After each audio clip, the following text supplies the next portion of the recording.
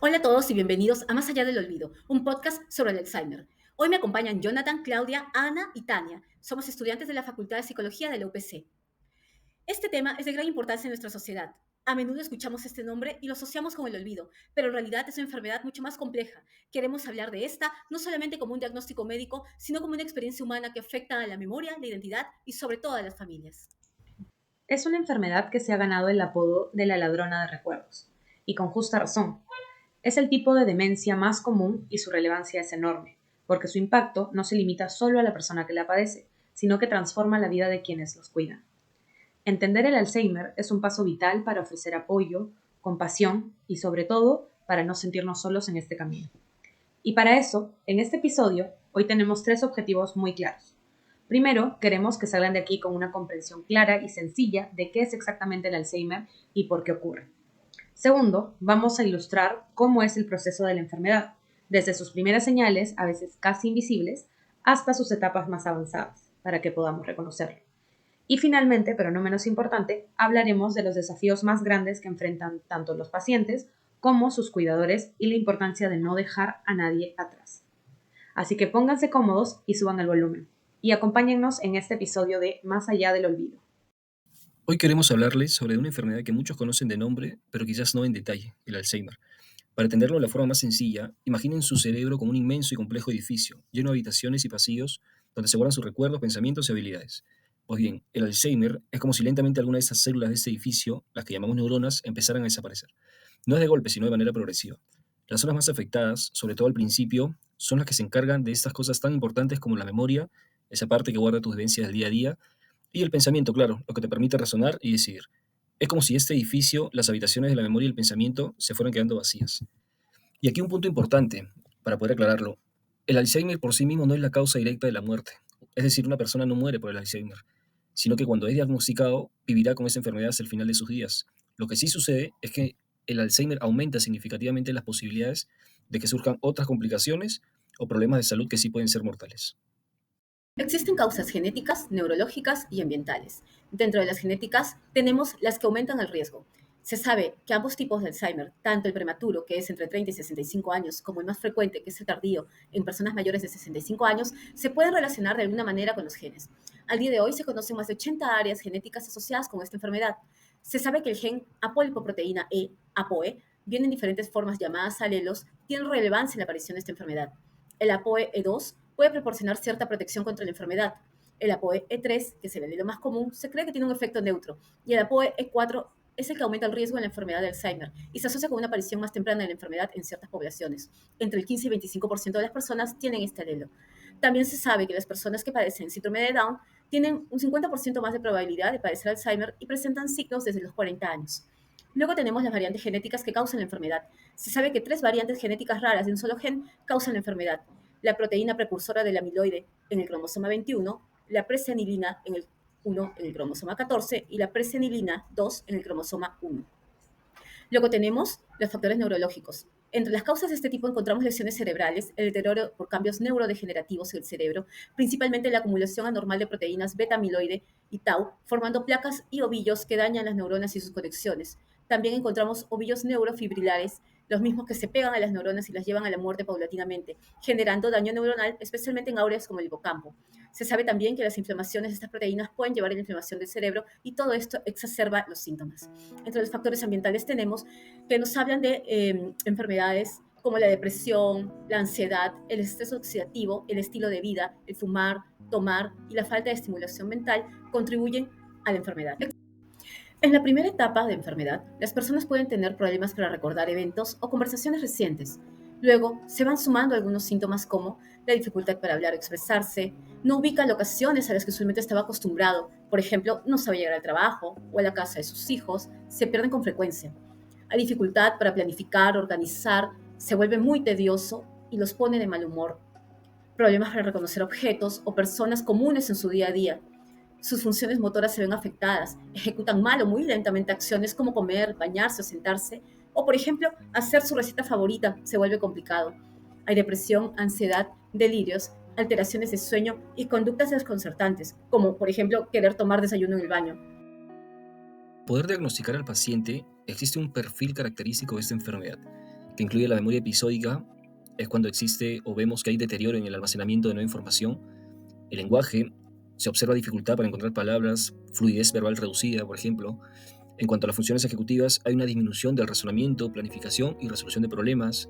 En cuanto a la orientación, el paciente se va a sentir con mucha confusión sobre el tiempo, espacio y persona. Y en cuanto a habilidades visoespaciales, que también hay dificultad para orientarse o copiar figuras. Eso es en cuanto a un diagnóstico neuropsicológico. Hay ciertas pruebas también que se emplean, como es el Mini-Mental, el ADAS-Cog y otras pruebas que son importantes también para este diagnóstico, como la resonancia magnética nuclear, la tomografía axial de positrones, una tomografía computarizada de fotón único, el test de aprendizaje verbal de Hopkins, fluidez verbal fonética y semántica, entre otras pruebas. El tratamiento no farmacológico del Alzheimer se enfoca en mantener la funcionalidad, preservar la calidad de vida y gestionar los desafíos conductuales. Estas intervenciones se centran en retrasar el deterioro cognitivo, maximizar las habilidades restantes y mejorar el bienestar emocional y social del paciente. Entre las principales estrategias tenemos la estimulación y rehabilitación cognitiva. Su principal objetivo es activar y mantener las redes neuronales funcionales para compensar el daño progresivo.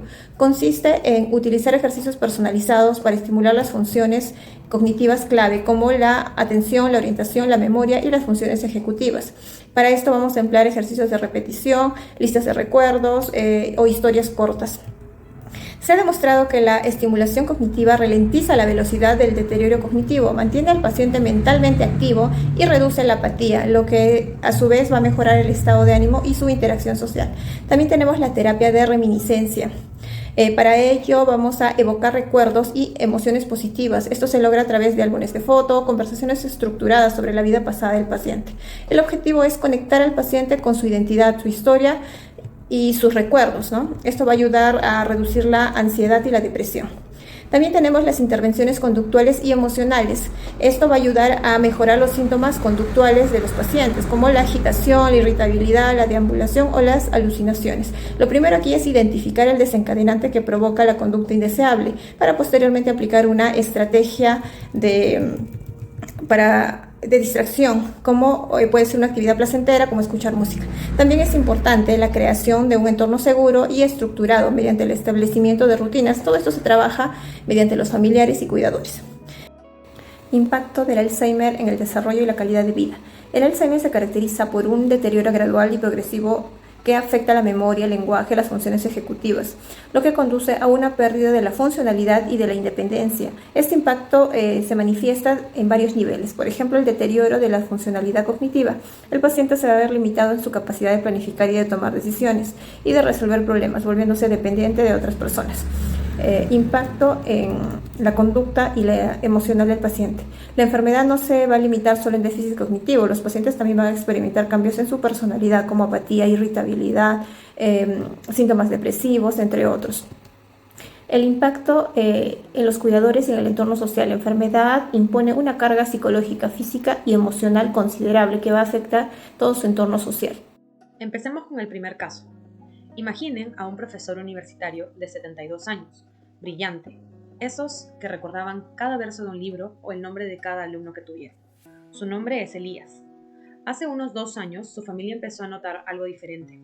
Al principio pensaron que eran cosas de la edad o el estrés de la jubilación, pero Elías, que era una enciclopedia andante, empezó a olvidar nombres de gente que conocía de toda la vida o a repetir la misma pregunta o historia varias veces en la misma conversación.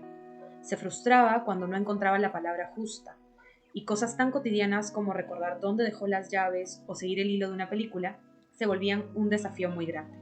Curiosamente, él mismo se daba cuenta y a veces decía: mi cabeza ya no es la misma. La historia de Elías nos muestra que las primeras señales del Alzheimer son cambios muy sutiles, no siempre son evidentes, ya que el cerebro comienza a tener pequeños fallos en las zonas que se encargan de guardar los recuerdos más recientes. Pero como ven, la persona aún es consciente de lo que pasa, lo que puede generar mucha tristeza y frustración en ellos. Reconocer estas primeras señales son claves para poder entender qué está pasando y empezar a buscar ayuda a tiempo. Empecemos con el primer caso. Imaginen a un profesor. Ahora, permítanos presentarles a Sofía. Ella tiene 85 años y fue una artista plástica llena de vida y creatividad. Hace unos 7 años, el Alzheimer comenzó a mostrarse en su vida. Si bien al principio era olvidar los pasos para terminar una de sus obras o desorientarse en su propio taller, Hoy la situación es muy distinta.